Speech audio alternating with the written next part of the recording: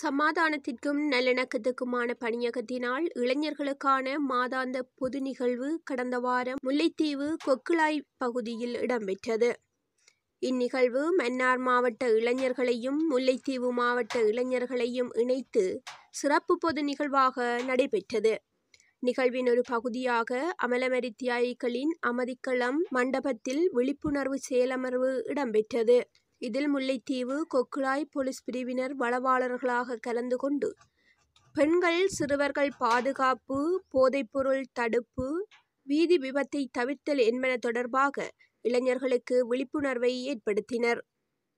நிகழ்வின் மற்றுமொரு பகுதியாக இளைஞர்களுக்கிடையில் நல்லிணக்கத்தை ஏற்படுத்தும் வகையில் விழிப்புணர்வு செயலமர்வும் மகிழ்வூட்டல் செயற்பாடுகளும் கொக்குளாய் மடுத்தீவு பகுதியில் இடம்பெற்றது.